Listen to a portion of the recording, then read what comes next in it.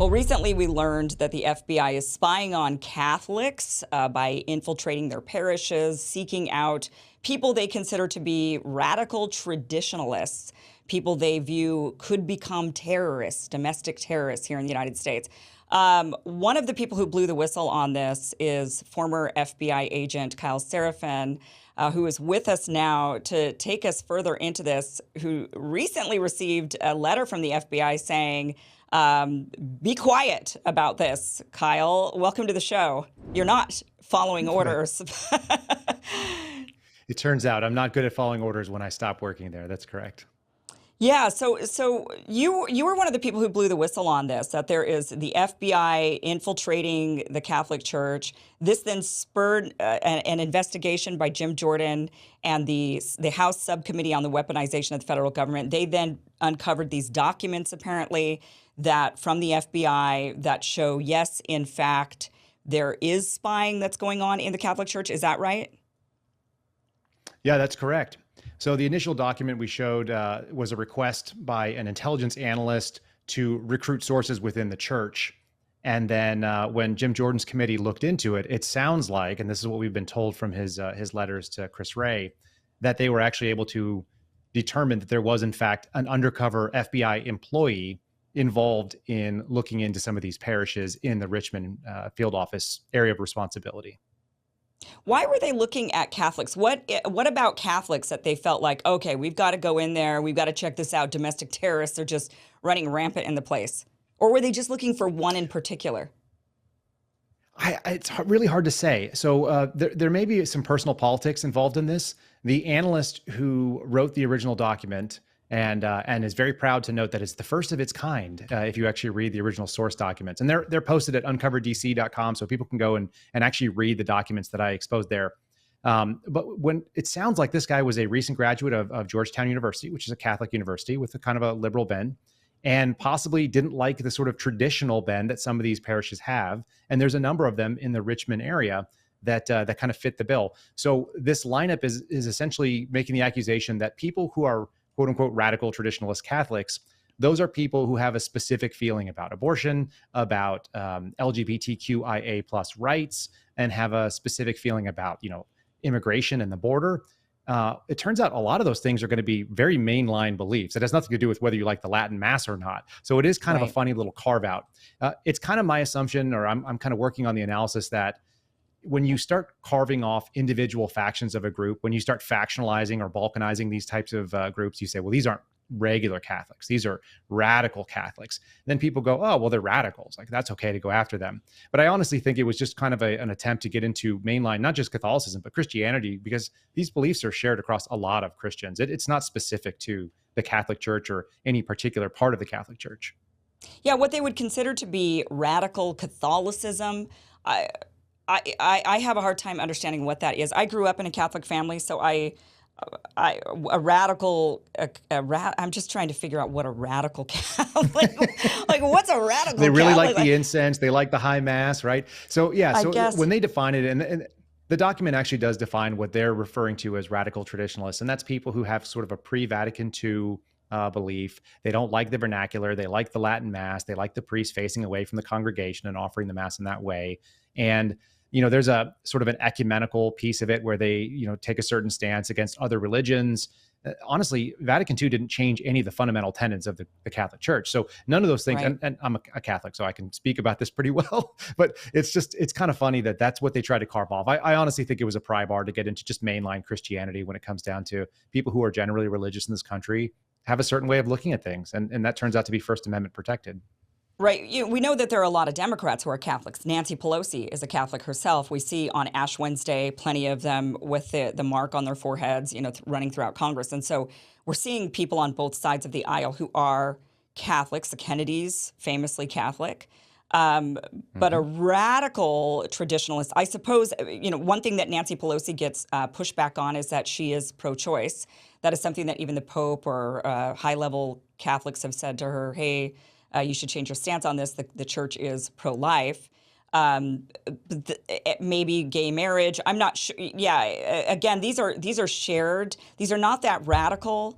They are shared conservative beliefs amongst many religions. Do you think the FBI is doing the same thing to Baptists, to Methodists, to I mean any other sect of Christianity and not just Catholics? Or is it, or are they going after Catholics for some? I just find it so fascinating simply because there are so many Democrats who are Catholics. So this isn't really as like all Catholics are right wing, so the FBI is going after them. They're prominent Catholics are Democrats. That's true. I think it was a test balloon in a lot of ways.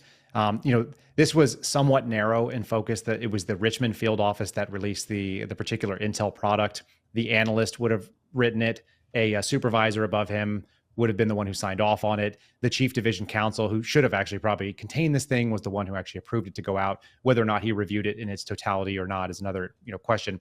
But you're correct. I mean, we're talking about 70 million adherents in some way, shape, or form to claiming to be a Catholic in this country. So that's a lot of people. And interestingly enough, the whistleblower who brought it to my attention, not a Catholic, but mentioned that if Catholics are on the menu, then so are Baptists, and so are Lutherans, and so are Episcopals, or anybody else that's in the Protestant or evangelical world. So it is, like I said, I think it's just a test balloon to see how is this received? Can we build a body of casework behind it? And once you have one intelligence product like that, I don't know if you're familiar with the concept of like a seed crystal, but essentially it's the opening piece for crystallization to happen. You can build more intel products around it, and you would cite the original seed crystal, which would be this document in this case. So other field offices could have written to it, and then you would have enough there that you'd say, well, look, this is a real problem because we have intelligence and analysis that's based on all this stuff, when in fact it all really came out of the Southern Poverty Law Center. That's really where the real germination came from. It was a Southern Poverty Law Center list of hate groups, and I'm not confident that those are actually hate groups, the people that they cited. And now, what was this letter that you ended up getting from the FBI? It was kind of the standard, we're going to keep discipline you, sort of the beatings will continue until morale improves sort of situation. It was one of these, they listed the findings that they had from the Office of Professional Responsibility. And they started off under a very narrow scope, saying that we believe you were unprofessional with the police officer. And that's patently absurd. People can actually see the interaction. I posted it on my Rumble channel because it's 3 minutes. I have nothing to hide about that. And you could disagree with what I think, but essentially I'm a, kind of a civil libertarian at the end of the day. And I want people to be able to shoot in the desert in a place that they're allowed to shoot. And if an FBI agent can't do it, then nobody can. And so I posted that, and they came back and said, well, you're not just unprofessional, but you're also really dangerous. You may have committed these felonies, and you used our FBI logo in your podcast, and we don't like that. And there's some misdemeanors that you may be guilty of, and you were really mean to different people. So it's just a list of grievances that they have. I think it was 12 or 13 from the original charge. And they said, we propose that we remove you from the toilet paper rolls of the FBI. And I said, just break off my sheet of Charmin and throw it away, please, because I'm done with this. I don't need to be here any longer. It's been a year. This was actually the 1 year anniversary today of them coming in and taking my badge, my gun, my authorities, and saying that I can no longer refer to myself as an FBI employee. So they didn't fire you. They just indefinitely suspended you. And today is a year since they did this? Yeah, it's a made up term. I mean, they haven't paid me since June. So if anybody in America that goes to a job, or doesn't go to a job rather, says they can't be referred to that place as their job, and it doesn't get paid by that job, thinks they work somewhere, they can call me up, and my DMs are open on Twitter. They can hit me up and tell me that exists. But my attorney says it's called constructive discharge, which is to say they've done everything except say the words. And so I said the words for them. That's okay. I told them I resigned, even though they fired me. Yeah, why wouldn't they? What would be the motivation for putting somebody on indefinite suspension without pay? What's the benefit to them? Is there one? Maybe they have some misconstrued belief that I can't sue them because they never said that I was terminated. The government works in funny ways too. It has a lot of these weird beliefs about, that's based on some case law and based on some policy, and it's kind of a mixed bag. You also have to remember that the people that run the human resources department of the FBI, they're not human resources professionals. They're FBI agents. So they probably have as much training in HR as I do, which is none. They just don't, they're not great managers because they don't know how to manage, because it's not what they do. That can be great for investigations. But in this case, I think it just was one of those classic bureaucratic screw ups. So now that you're not with the FBI, what are you doing? What are you up to? So I'm hosting a podcast. I do it 3 times a week, and we bring on people that are from the intelligence community. We bring on people that have been victims of government malfeasance, and particularly FBI and DOJ overreach, and interview them, give them a chance to tell their story from a position of somebody who knows the right questions to ask about that kind of inside baseball. And then I do some commentary as well during the rest of the week, where we talk about not so much the current, exactly what's happening now, but maybe the historical perspective on how in the heck we got here, reaching back, whether it be to the 40s or 50s and talking about, different laws that have passed and how we progressed to this point, which you get kind of an interesting perspective when you sit inside of a government desk and you say, like, what in the world are we doing? Once you've evaluated how we got there, it makes a lot more sense to me. So that's Yeah. what I do.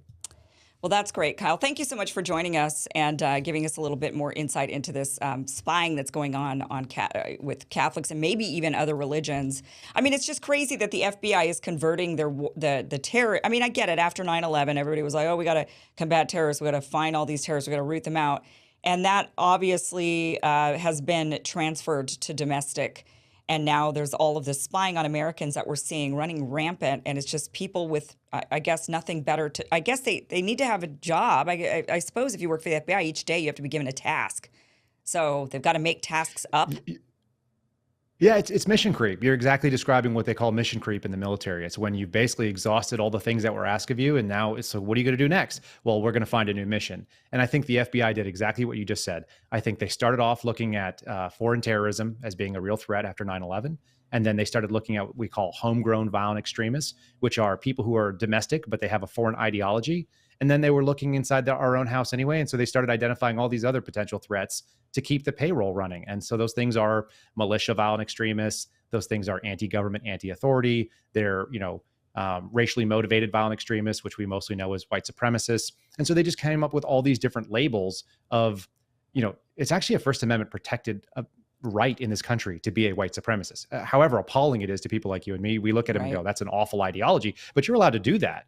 There's nothing inherently violent about it unless you're advocating for violence. So the FBI has sort of tagged all these sort of, wrong thinkers. And that's what they do. That's what the counterterrorism machine is eating at the moment. And it'll move on to something else when they run out of that too, unfortunately. Yeah, but it's just, what else are they going to, besides, there's nothing else except continuing to. Oh, don't ever say that a bureaucrat can't find more things to look for. Oh, oh, that is terrible. That is terrible. Well, what else would they do? I mean, just really thinking about this, if the FBI would have stopped with, okay, we don't have these international terrorists to the level that we thought, ramped up, beefed up, all of the security. Turns out that these foreign terrorist groups are not big on American soil. So what would, did anybody ever propose any other option for something for FBI agents to do? Because you can't just fire them and say, well, we have no job for you anymore, so you're just going to have to go without pay and your family's just going to suffer, right? I mean, they have to come up with something. So what could they do? There's unlimited work. There's unlimited work for the FBI to do. They could be doing incredible amounts of white collar fraud. That's really something the government should be handling on a federal basis, where they have the ability to do it. Interstate wire fraud, things like that, crimes that cross state borders. That's a huge thing. How about child sex trafficking? You could literally assign every single person in the FBI to child sex trafficking and what we call the Innocent Image Project, which is just going after child pornography. You could do that every day, all day long, every single person in the entire bureau. You'd never run out of work. So there are plenty of things that you could have your federal agency doing. But at the moment, the money is attributed to counterterrorism. That's where they get their budget, and that's what they have to fulfill for hours. And probably a lot of people don't know this, but FBI agents kind of bill their hours not against specific cases per se, but they bill them against categories of cases. And that's how the Bureau reports back to Congress with how much work they have and how much work they need to do.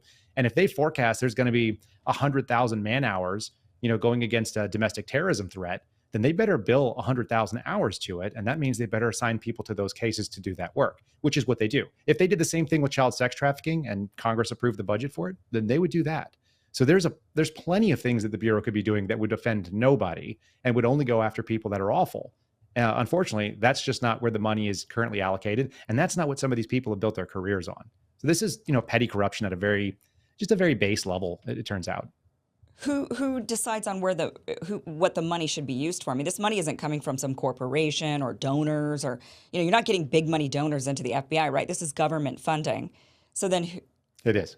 So then who so decides? What's happening is FBI executives do, and it's based on what they know and what they know they can get approved. But they basically roll out what they think they're going to do. I'll give you a great example. The counterterrorism resources last year projected that they would have 600 terrorist disruptions for the year of 2022 rather.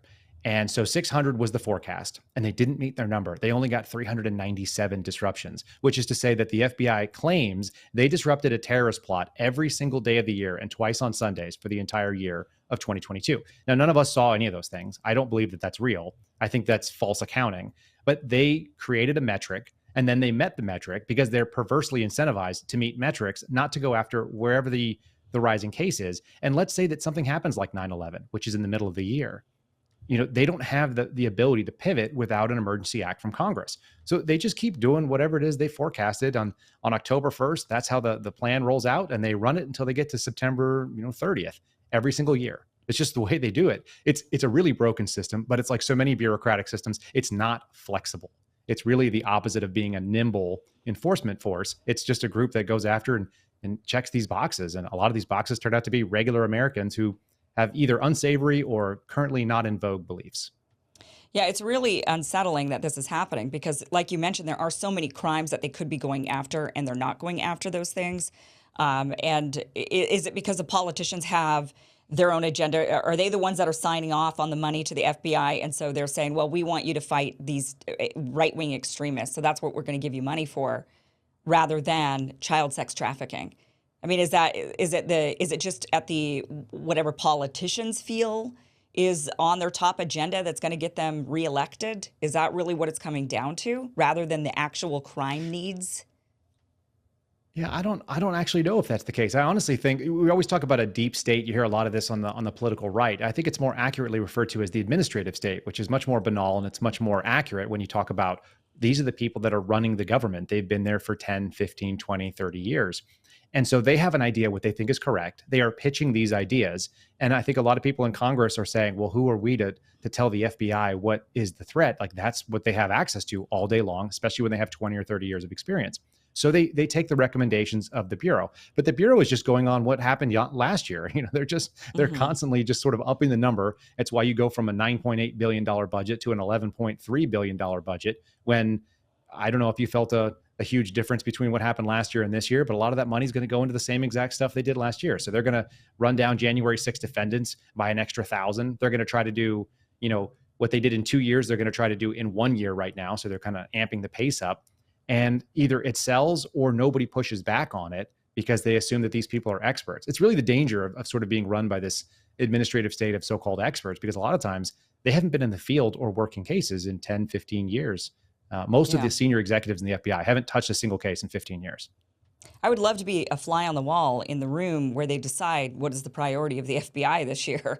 Who makes the decision and how do they come about that decision? Because like I mentioned, I mean, you bring up so many great things that they could be going after, and the fact that they're not, I would love to hear the reasoning behind that, why they're choosing certain things over, why they're choosing to go and infiltrate Catholic parishes rather than go and figure out what's going on with children who are being harmed. It seems like a no-brainer to people like me which one you should be going after. But I would love to hear their reasoning and find out who exactly is making these types of decisions. And that's, I think, a really important question for so many Americans who are very frustrated with the FBI. We're frustrated with the security state, with the growing surveillance state that we've got going on, the growing, we're just losing our freedoms, it seems like, left and right. I think a lot of people should be asking the question, who is in control over that budget? Who's in control over what the FBI is going to prioritize?